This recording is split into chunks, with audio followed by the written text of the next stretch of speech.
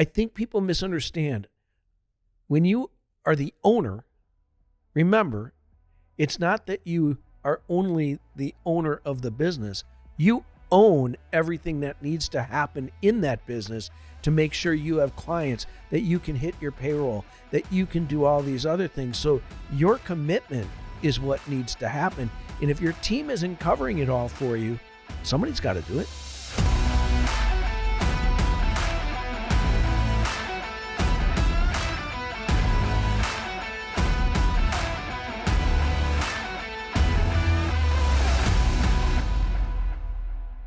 Madeline, today we're going to talk about something that we get asked all the time.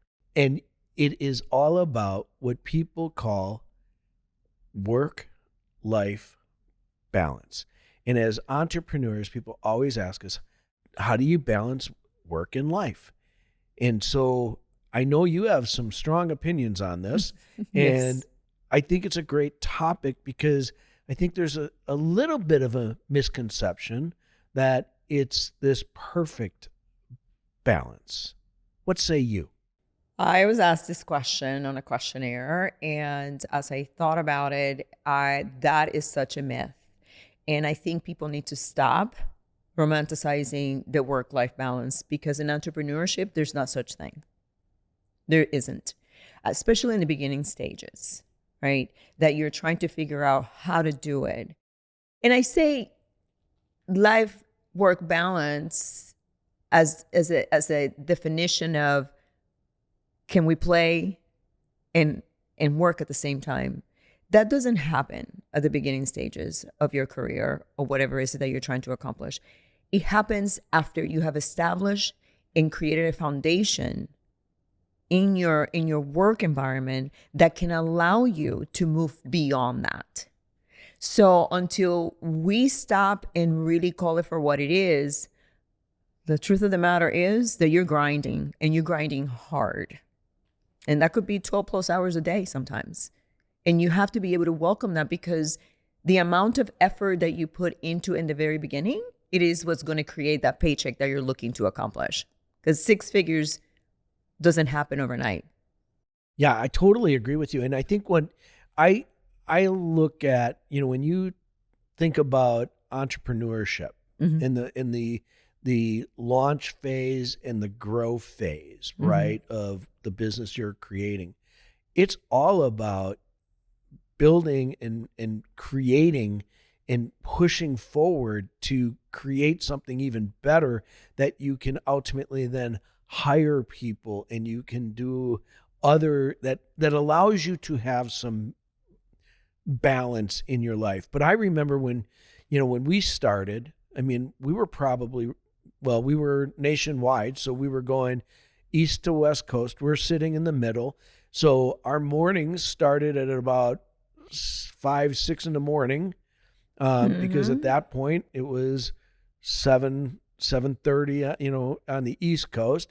And then we would go all the way to the West Coast and sometimes Hawaii, right? And it was like, okay, those people need us, right? That's just coverage. Yeah, and we had a client that scheduled every single one of it was a California account. Yep. And every last deal was at 10 o'clock, started at 10 o'clock, and it didn't end up sometimes until midnight. They weren't available. We had to be. That's right. And so to grow, you have to be available for your clients when you need to be available for them. And I don't care what business it is. And, a lot of times I think what people really, when they're talking about work-life balance from an entrepreneur's perspective, I think it's more about what do you do to create or to eliminate sometimes what's called the insanity of being an entrepreneur, right? How do you reduce the stress of being an entrepreneur, right? But the hours you're going to be working, depending on the business that you're in, is going to be the hours you need to work in order to achieve the success. And what you said is really true. If you're trying to get to a 6-figure plus paycheck, you need to put the work in. Yes, you do. Because even in the corporate space, if you're growing in your career, you don't actually have the work-life balance that people think. I remember when BNN was, first started, and our family was Young. still pretty young, and we would travel and we would go to Miami, and we stayed at, I can't think of the name of the hotel. Alexander Yeah, Hotel. Alexander Hotel, maybe a sponsor someday. But we would get there, and then I would take the girls down to the pool. I would get a table, and next thing you saw was my computer, my laptop was open. Girls were doing fine. I was keeping my eyes on them, but we were doing business. Yes. Right? And we were making sure our clients were satisfied. Did we have a small team? Yes. But, sometimes I think people misunderstand. When you are the owner, remember, it's not that you are only the owner of the business. You own everything that needs to happen in that business to make sure you have clients, that you can hit your payroll, that you can do all these other things. So your commitment is what needs to happen. And if your team isn't covering it all for you, somebody's got to do it. Yeah. No, I mean, listen, I can't even countless of times traveling during Christmas time. That's a family environment that you want to spend time. New Year's Eve, I remember solving problems and closing deals from my phone while I had people that I had to entertain. Mm-hmm. That was a commitment that I made to my clients. Yeah. That is setting up the standard of what they expect and what you expect out of yourself in order for you to create the environment for the work-life balance. And that doesn't happen at the beginning. I really want to emphasize that, because it could take a year, it could take 2, it could take as long as it's going to take. You don't know, we don't know, right? It depends on how diligent you are creating the systems around what you're trying to accomplish. And so it's a grind. It really is. Even when my mom died in 2011, which we're still at the very beginning stages of our business, right? We sat there, and while I was preparing to celebrate my mom's life, I was working. Yeah, I remember it. And people didn't necessarily understand, because a lot of people that, aren't entrepreneurs don't understand the commitment.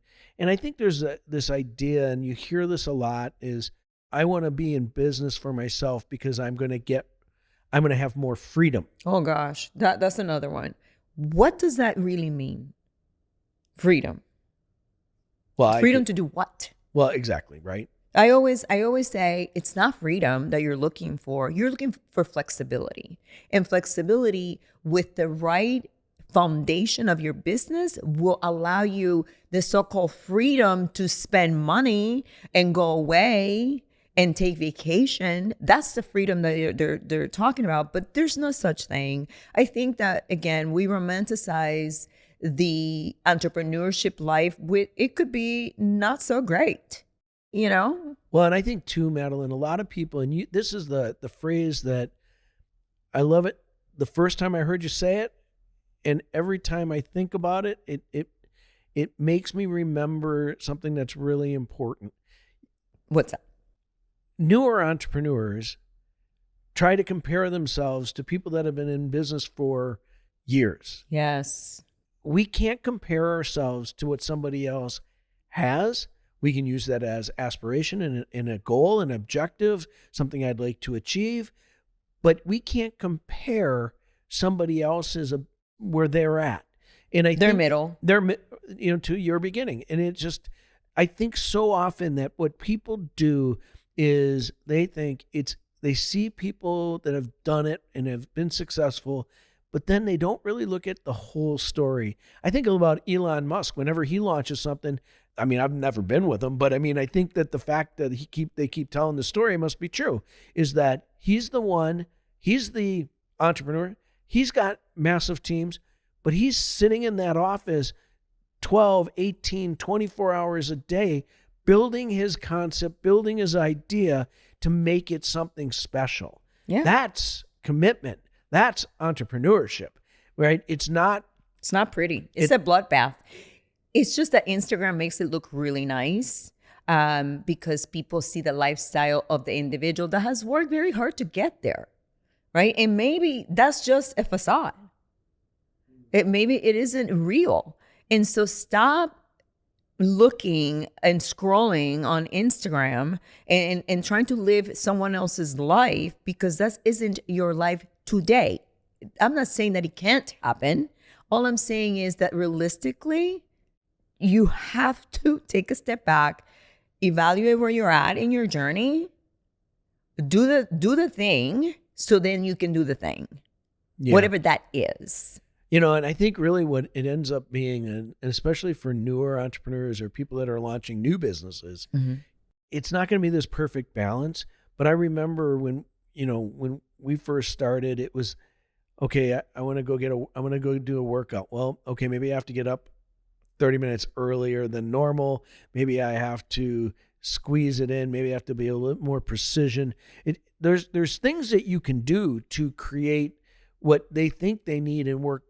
The word work-life balance is to, give your time to relax, give yourself time to, let your mind, rest and become better. I get all that reasoning why people talk about the word work-life balance, but I think there's techniques and things, and I know that you're a master at it from a standpoint of you make sure you define the time you're going to do something.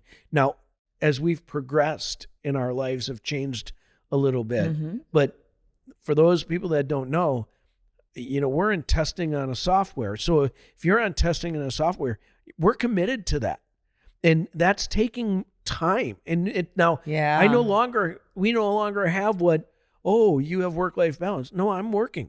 So that's a good point. So here's what we got with that, right? So because every journey is different, and so it took me 10 years to be able to say, I'm not going to get in front of my computer until 11 o'clock in the morning, Central Standard Time. Okay. That's when my day starts. That means that I get up, I play with my dogs, I journal, I meditate. My workout is non-negotiable. So I do all of that self-care first to be able to face the world, if you will, and all the things, right, that happen. So that's in my current state with the company that we own, that we've done for, that we have been there for 17 years. Now, with this new venture that we're doing, now I'm going to be at the beginning of this. Now, how am I going to do this? I'm still going to get up, do the thing. And at 11 o'clock is when I'm going to get in front of my computer, because that's different. I don't have to, there's not a timeline that is going to affect a client, right? So, but I'm going to have to work hard. I'm going to have to grind. And that could potentially be weekends, right? Whenever I want to, but it's going to be very intentional, my time that I am going to spend. And it could be until 7 o'clock at night. Typically, I don't work until, past 5 o'clock in the afternoon. That's just in my current state. But I know that there's going to be some adjustments to my schedule. My routine's still my routine, and it is the only thing that keeps me sane and be able to have clarity to do the things that I need to do to excel in the new ventures that we're encountering or going into. So that's going to shift a little, and I am aware of that, but that's because I want to. I don't have to do it. I want to do it. But that's the difference between what people call freedom and flexibility. Yes. So what you've done is you've just shifted the hours you work. It doesn't mean you don't work. You have to make decisions on, hey, listen, sometimes we do work 7 days a week. Some weeks we don't. Right? That's great. But as we've built, we now have bigger and better teams. We have more equipped people to handle some of the things that would have normally have pulled a newer entrepreneur over into a direction where they're feeling that they don't have that. But you can't be successful, in my opinion, unless you go through the grind of starting a company in entrepreneurship and understanding that it's not going to be always fun. No. Sometimes it's, I don't want people thinking it's the worst thing in the world, because it's not. It could be for some people. But it can also be the most rewarding experience in somebody's life. but you have to go through the process. You know, it's like I was just talking to somebody the other day about this, and, you know, they are in a business that their clients, for the most part, if something that they work on isn't going to affect an end result immediately. Mm-hmm. So it's something that they have a little bit more of a window to take care of things. Okay, that's a different type of business, Mm-hmm. but the what if still happens. What if it does happen, and what if it happens in scale, right? Mm-hmm. Now you have multiple clients all impacted. You know, they're going to reach out to somebody and they're going to expect results. So people have to understand that no matter where you are in entrepreneurship, you have to be the person that is able to step in, because you never know when a client's going to find somebody else.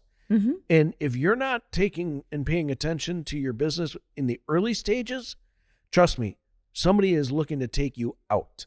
And that's why we were so committed to just making sure we were so engaged that we were going to deliver exceptionalism.